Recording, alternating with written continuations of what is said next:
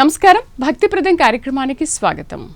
ఉజ్జయిని జగజ్జనని క్షేత్రం, అవంతికా మాతా క్షేత్రం, మహాకాళి హరసిద్ధి మాతా క్షేత్రం, సతీదేవి మోచేయి పడిన అష్టాదశ శక్తిపీఠ క్షేత్రం, ద్వాదశ జ్యోతిర్లింగ మహాకాళేశ్వర క్షేత్రం, సప్త మోక్షధామ క్షేత్రం, సింహాస్త కుంభమేళా క్షేత్రం, భస్మహారతి క్షేత్రం, విక్రమాదిత్యుని రాజధాని క్షేత్రం. దేశం నడిబొడ్డున ఉన్న మధ్యప్రదేశ్ ఉజ్జయిని ఎన్నో విశిష్టతల నిలయంగా పేరు పొందింది. అయితే పురాణపరంగా గ్రహదేవతల పరంగా మరో గొప్ప విశిష్టతను సంతరించుకుంది. మంగళకర మంగళ గ్రహం అంగారక గ్రహం కుజగ్రహం జన్మస్థలంగానూ ఉజ్జయిని పేరు పొందింది. ఉజ్జయిని మంగళనాథ్ అంగారక గ్రహ జన్మస్థల క్షేత్రంగా పురాణ గ్రంథాలు చెబుతుండగా ఇది అతి ప్రాచీన కుజగ్రహ ఆలయమని ఆలయ చరిత్ర చెబుతోంది.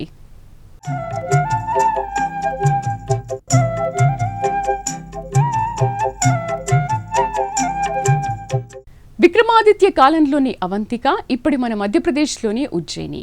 ఉజ్జయిన్య మహంకాళి అంటూ అష్టాదశ పీఠాల్లోని హరసిద్ధమాత మహంకాళి అమ్మవారిని ప్రార్థిస్తాం. ఉజ్జయినిలోని రుద్రసాగర్ సమీపంలో ఈ ఆలయం ఉంది. క్షేప్రా నది ఒడ్డున ఉన్న పురాతన ఉజ్జయిని సప్త మోక్షధామాలలో ఒకటి.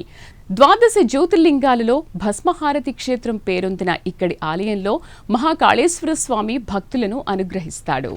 జగజ్జనని సతీదేవి శరీర భాగం పడిన క్షేత్రాల్లో అతి పవిత్ర అతి ప్రసిద్ధ పుణ్యక్షేత్రం ఉజ్జయిని.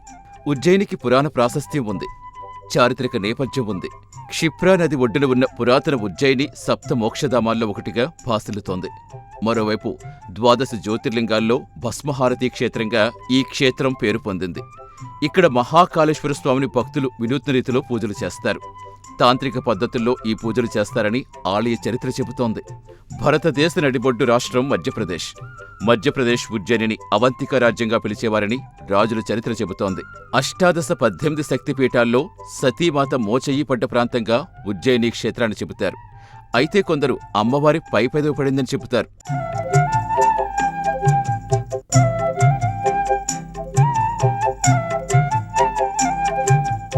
అష్టాదశ పీఠం, జ్యోతిర్లింగ క్షేత్రం, భస్మహారతి క్షేత్రం ఇలా ఎన్నో ప్రాధాన్యతల నిలయంగా ఉజ్జయిని క్షేత్రం భాసిల్లుతోంది. కుంభమేళా జరిగే ప్రధాన కేంద్రంగా ఈ క్షేత్రానికి పేరుంది. ఇక్కడ కుంభమేళాను భక్తులు సింహాష్ట కుంభమేళాగా పిలుస్తారు. ఎన్నో రీతుల్లో ఆధ్యాత్మిక ప్రాధాన్యం సంతరించుకున్న ఉజ్జయినిలో మహాకాళేశ్వరునికి భస్మహారతిని విశేష రీతిలో అందిస్తారు. దక్షిణముఖంగా ఉన్న ఏకైక జ్యోతిర్లింగంగా మహాకాళేశ్వర జ్యోతిర్లింగం పేరు పొందింది. భక్తులు క్షిప్రా నదీ స్నానమాచరించి చిద్విలాసంగా దర్శనమిచ్చే శివయ్యను దర్శనం చేసుకుంటారు. ఇక్కడ నదీ స్నానంతో సర్వ పాపాలు హరిస్తాయని పెద్దలు చెబుతారు. ఎందుకంటే ఇక్కడ నర్మదా క్షిప్రా అనుసంధానం వల్ల పుష్కలంగా నీరుంటుంది. పుష్కర పుణ్యస్నానానికి లభించే ఫలాలు ఇక్కడ నర్మదా క్షిప్రా స్నానానికి ఉంటుందని పెద్దలు చెబుతున్నారు.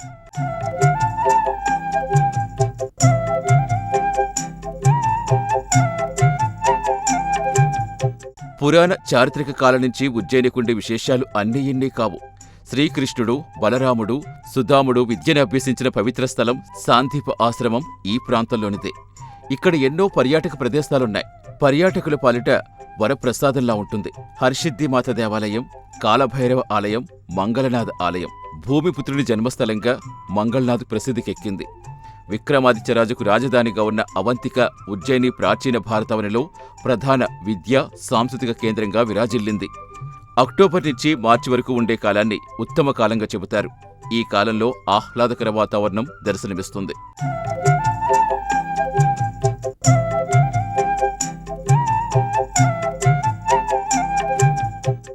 ఎన్నో విశిష్టతల ఉజ్జయినిలో ఎక్కడా లేని విధంగా ప్రత్యేకించి అంగారక గ్రహానికి ఆలయం ఉంది.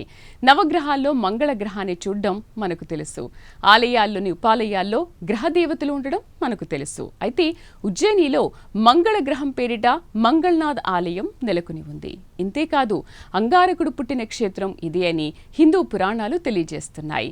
వాస్తు జ్యోతిష శాస్త్ర ఘనాపాటీలు కుజగ్రహ జనన కథను సవివరంగా తెలియజేస్తున్నారు.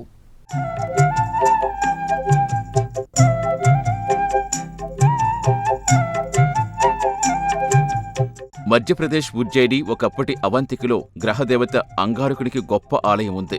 మంగళగ్రహం పేరిట మంగళనాథ్ ఆలయం నెలకొనుండడమే విశేషంగా కనిపిస్తుండగా అంగారక గ్రహం పుట్టిన క్షేత్రం ఇదే అని పురాణాలు తెలియచేయటం మరీ ఆశ్చర్యం కలిగిస్తున్నాయి.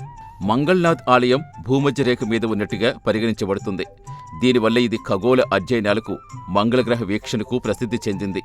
జాతకంలో కుజదోషం, మంగళదోషం ఉన్నవారు ఇక్కడ భత్ పూజ అంటే అన్న సమర్పణ పూజ చేయటం ద్వారా అన్ని దోషాలు తొలగి సమస్త విజయాలు లభిస్తాయని ఆలయ పెద్దలు చెబుతున్నారు.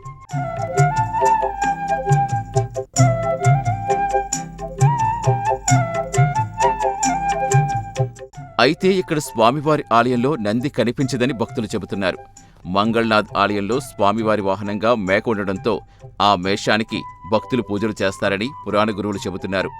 నవగ్రహాల్లో అంగారక గ్రహాన్ని జ్యోతిష శాస్త్ర ప్రకారం కుజుడు లేదా మంగళుడు అని మనకు తెలుసు. ఉష్ణ ప్రకృతి కలిగిన గ్రహం కుజగ్రహం. దీన్ని జ్యోతిష్య పండితులు పుణ్యగ్రహంగా భావించరు. వివాహ సమయంలో కుజుడు కొన్ని నిర్దిష్ట స్థానాల్లో ఉంటే కుజదోషం ఏర్పడుతుందని, కుజదోష నివారణకి ఇక్కడ కుజగ్రహ జపం, మంగళవార పూజలు చేస్తారు. కుజగ్రహ అధిదేవతగా భూమి కాగా అధిపతి కుమారస్వామి అని జ్యోతిష్య పండితులు చెబుతున్నారు. కుజదోషం ఉంటే అటు శక్తి, పరాక్రమాలుంటాయి, ఇటు కోప స్వభావం, వివాదాలు ఎదుర్కొనే పరిస్థితి ఉంటుందంటున్నారు.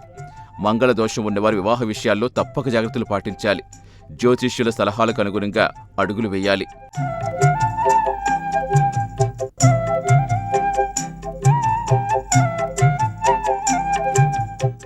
మంగళనాథ్ అంటే శివునికి అంకితమైన క్షేత్రమని మనకు తెలుసు. అయితే పవిత్ర పురాణాల ప్రకారం శివుని నుదిటి నుంచి భూమిపై పడిన చెమట బిందువే మంగళగ్రహమని, మంగళగ్రహం భూమి మీద పడిన ప్రాంతమే ఉజ్జయిని అని, అందుకే ఈ క్షేత్రం మంగళకర మంగళగ్రహ క్షేత్రం అయిందని ఆలయ చరిత్ర అధ్యయనం చేసిన పురాణ పెద్దలు, జ్యోతిష్య పండితులు చెబుతున్నారు.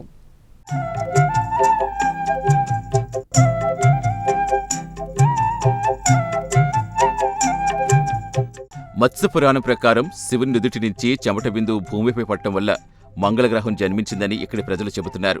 ఈ ప్రదేశంలోనే మంగళనాథ్ ఆలయం నిర్మించబడింది. ఇది శివునికి అంటే మంగళనాథ్కు అంకితం చేయబడ్డ పవిత్ర క్షేత్రమని భక్తులంటున్నారు. శివుడి చెమట బిందువు నీటిపై పడ్డానికి కారణమేంటి? ఎక్కడో కైలాసంలో ఉండే శివుడి నుదుటి నుంచి చెమట బిందువు పడ్డం ఏంటి అని కొందరు తర్క వితర్కాలకు దిగుతూ ఉంటారు. దీనికి పురాణ గురువులు ధీటుగా సమాధానమిస్తారు.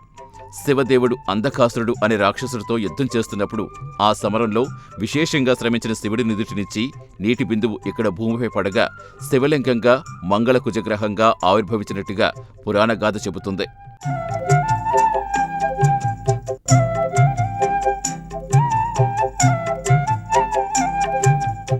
మంగళ అనే పదం మంచిదా చెడ్డదా అనే అనుమానం చాలామందికి ఉండొచ్చు. అయితే మంగళవారం మా మంచివారమే. మంగళకరం, శ్రేయోదాయకం, అదృష్టం, శుభం అనే బోల్డ్ అర్థాలు మంగళకరంలో కనిపిస్తాయి.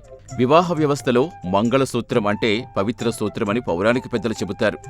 భార్యాభర్తల అనుబంధంగా అన్యోన్య దాంపత్యానికి చిహ్నం మంగళసూత్రమని వివరిస్తారు. మంగళవారం పేరులో మంగళం కనిపిస్తుంది. ఇది శుభాన్ని సూచిస్తుంది. జాతకపరంగా ఉన్న మంగళ దోషాన్ని బట్టి కొన్ని జాగ్రత్తలు తీసుకోవాలి. మంగళవారం అమంగళకరమని, మంగళవారం ఏ వ్యాపార కార్యకలాపాలు చెయ్యకూడదని, బీరువాలో పెట్టిన సొమ్ము తీయరాదని కొందరు చెబుతూ ఉంటారు. అయితే మంగళతో దోషం కలిసినప్పుడు జాగ్రత్తలు తీసుకోవాలి తప్ప మంగళవారం అంటే మంగళం పాడేయటం, మటాష్ చేసే మాటలు కరెక్ట్ కాదు. పదం పరంగా మంగళవారం అంటే శుభ్రమైనది, మంచిది అనే అర్థాలే స్ఫురిస్తాయి. పురాణ ప్రాధాన్యం, చారిత్రక ప్రాముఖ్యం అన్ని ప్రాధాన్యాలు ఉజ్జయినిలో ఉన్నాయి. అయితే ఖగోళ ప్రాముఖ్యం ప్రకారం మంగళనాథ్ ఆలయం భూమధ్య రేఖ మీద ఉన్నట్టు విశదమవుతోంది. దీనివల్ల ఖగోళ అధ్యయనాలకు, మంగళగ్రహ స్పష్ట వీక్షణకు ఈ ప్రదేశం ప్రసిద్ధికెక్కింది. పరిణయాలు, వివాహాలు, పెళ్లిళ్ళు మాట రాగానే జాతకాలు, జ్యోతిష్యం, గ్రహాల భ్రమణం అనే మాటలన్నీ వినిపిస్తాయి. ప్రత్యేకించి వివాహాల విషయంలో జాతకంలో కుజదోషం అనే మాట వినిపిస్తుంది.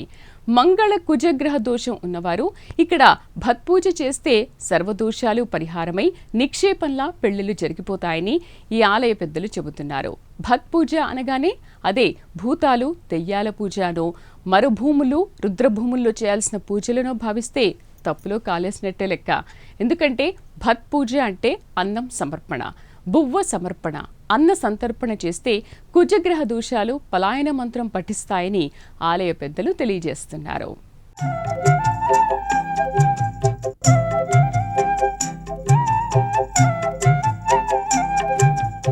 ఇది వాటి భక్తిప్రదం కార్యక్రమం. నమస్కారం.